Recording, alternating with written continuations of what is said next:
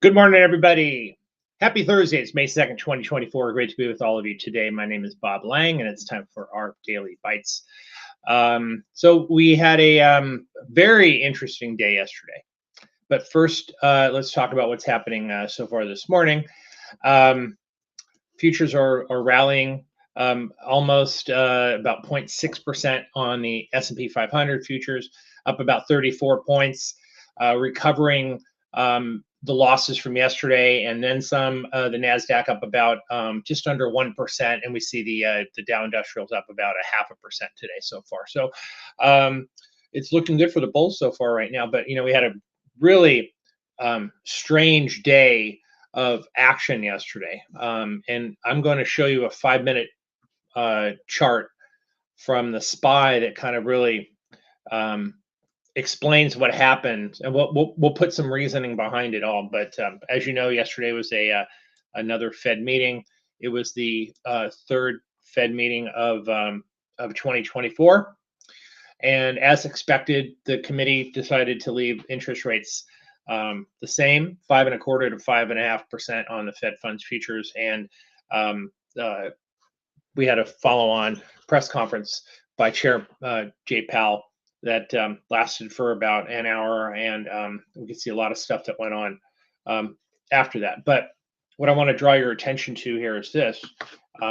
Let's annotate this and kind of see what happened here. So during the trading day, right at the open, we saw a big, large drop right at the open here. Well, not a large drop. This was from Tuesday, but we had a good sized drop over here. But then, basically went nowhere for about 4 hours yesterday, and just basically sideways action. And then we had a breakout here, and moved up near the highs from Tuesday, but not quite up there. And then we had a collapse here, right back down to the lows of the session. And this is a pretty extraordinary move here, but this is something we've come to expect with the rise of machine trading, right? You get that kind of parabolic look that I've drawn in there, and up and down, and it's enough to give one a stomachache, like taking a roller coaster ride that just won't end. Way up like this, a lot of bulls got excited about this, and then all of a sudden, whoops, they got trapped and end up coming back down. Now this morning, again, we see the futures are rallying this morning up to about 50.82, which comes in at around it looks like by about 504. So we're talking about this area over here roughly. So it's maybe getting back a portion of those losses from that big surge that happened right after Powell made some comments. But I don't know. You tell me, what makes you more comfortable? Movement like this or movement like this, right? This is no exaggeration here, but this is a huge exaggeration of the moves yesterday. So this is the world that we live in now. We have to understand that machine algo programs are going to be responsible for large moves like this and like this. Okay, so what we can do one of two things. We can either check out and say, I don't like to participate. I'm not going to, and move on. Or we can just learn and adapt and move within the move ourselves within the movements of the market, so we can make a little bit of profit here and there on each trading day. And that's what I choose to do. This was a huge move. Again, a huge move up and a huge move down, and driven by short covering, and then people getting too long, and then right back down again. So a lot of people say that the true move of after the Fed meeting is the day after. So we'll see if that's true today. We do have the VIX down a bit this morning, down about 38 cents over here. And don't forget, it's a big day today with earnings, right? So earnings, before the open here, we had some earnings out from Moderna, Zoetis. Yesterday, we had earnings out from Qualcomm, which were real good. We also had earnings out from Fastly, Etsy, Carvana, Devon Energy, Paycom, and Sonova and Albemarle. As far as I know, Qualcomm was real good. Carvana was real good as well too. The other one's not so great. This morning we had again more Moderna came in with a loss, but reaffirmed their guidance, so they're probably not doing too much today. ConocoPhillips is coming out as well too. Now tonight is the big earnings report, right? This little company called Apple is going to be reporting their earnings at about 4:30 Eastern time today. Coinbase will also be reporting. That stock has been struggling as of late to hold $200. Square, what used to be called Square, is Block, is going to be reporting after the close. DraftKings, Cloudflare, which is the symbol NET, N-E-T, Fortinet, AMZN, which is a Dow Industrial name, is going to be reporting earnings, and then a couple of online travel names are going to also report tonight: Booking Holdings and Expedia. So some of these names are going to be interesting to play. I think with the volatility the way it is right now, it's going to be a little bit of a challenge to get in there and buy some of these names. But you know, and especially Apple's been getting beaten up for the past several weeks, right? And we see it's ticking at around 172. Let's take a look at that chart before we move on here. So Apple on the daily chart, you know, had a wild day yesterday, of course. You know, it's in the midst of a downtrend over here, right? And as it should, because earnings have been a little bit less than expected for the last few quarters, and revenue guidance has been lower, so it's been making a series of lower highs, lower lows. And of course, the problem with Apple here is that it's so widely held. Everybody seems to have some Apple. Hedge funds, mutual funds, banks, and so forth, charitable trusts, they all own Apple. And you know, not everybody's going to lose money with Apple. And don't forget, the big dog who owns a lot of Apple shares is Warren Buffett. So you know, this is a stock that I can't get a good read either way. I can't get a good read going up or going down.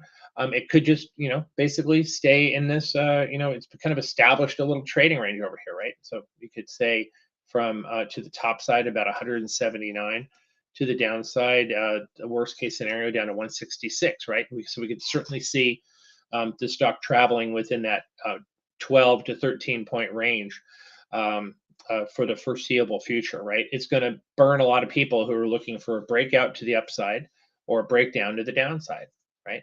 But that's what markets do. They make you look foolish, they make you look stupid, and make you look like you're doing the wrong thing.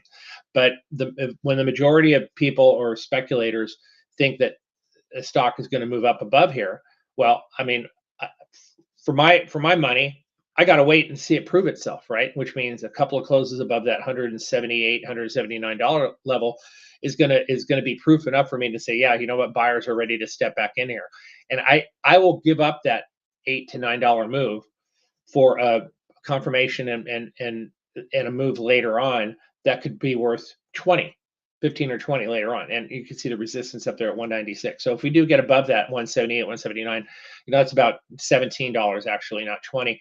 But still, I mean, I'll give up the you know, the range bound trade over here, which as option buyers, we hate that. We hate the range bound trade. And if you're an option seller, if you're selling options, selling calls, selling puts, you love this sort of thing, right? Because you can, you know, sell it when it gets up here and sell calls up here and sell puts down here, right?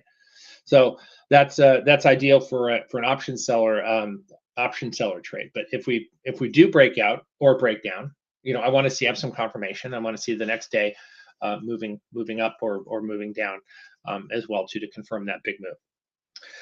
But as it is, we're kind of like right in the middle of that range. So we'll see what happens. Certainly, Apple is going to be a huge influence on on the markets tomorrow, but also in before the market opens, we'll have the April jobs report, which is going to be released at 8:30 Eastern time, and that is going to be an important report.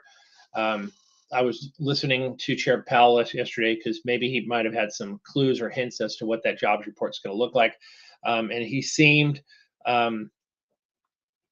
I don't know. He didn't really give much, holding his cards close to the vest here, but I think he kind of maybe gave one little hint that perhaps the jobs report tomorrow may be a little bit softer than expected. But we'll have to see what happens. The ADP report certainly came in strong yesterday morning, and the JOLTS did as well too. But we'll have to see how the market responds to that. And here's one of the things that we've covered and talked about a lot since November of 2022, and that's when you get a big rise in volatility like we've had. We actually hit 21% a couple of weeks ago with big rise in volatility, and then the news comes out. They seem to slam volatility down, and that that's just a function of the releasing of the news and losing the uncertainty that the market is grappling with, right? And what is that uncertainty? The uncertainty is, what will Powell say in the press conference? What will the committee say in the report? What are the earnings reports going to look like? How hot is CPI going to be, right? So once these reports and events are behind us, right, that all that uncertainty is removed. We have new uncertainties to worry about in the future, but don't forget, that's the way volatility futures are priced. They're priced in for future higher volatility because future uncertainty is out there, right? So if you look at a term structure of volatility, you'll see that the VIX goes bottom left, upper right, and that's one of the reasons for that, because the market is pricing in uncertainty here with higher volatility, right? So that's a little lesson for you about volatility, about the VIX. So I think I want to wrap it up here. And again, just be a little cautious here with the markets right now. I will likely be in here Monday morning to give another daily bites, but I'm gonna be out of town for a couple of days next week. And probably not be back Thursday. I'll try to get in on Thursday. If I don't get to Daily Bites Thursday, it'll probably be Friday. But I wish everybody a great trading day, and be careful. Have some puts, have some protection on, have a lot of cash. Just pay attention to what the market is telling you here. Oh, now we've rallied up a little bit more, up about 40 handles now on the S&P 500. And Amazon was strong a lot of the day yesterday, pulled back, and is coming back up again today. Nvidia's up strong this morning, thanks to Qualcomm. We have the Qs up as well too. So, pay attention to what's happening in front of you over here, and we'll hopefully we'll have a good day of trading. And see you guys all on Monday. Thanks very much, everyone. Appreciate everyone spending a little bit of time with me. I did put the if you missed the webinar with myself and TJ on Tuesday, on the 30th, I'm going to be sending that out there a little after 9 o'clock Eastern time today. So watch that. It's really it's a fascinating webinar. TJ did an amazing job talking about crypto and our new crypto channel. So that'll be out momentarily. And I appreciate everyone, again, spending a little bit of time with me today. And I'll see you guys all on Monday. And stay well. See ya. I don't like cigarettes. I like to smoke. Things in common, there just ain't one. But when we get together, we have nothing but fun. I think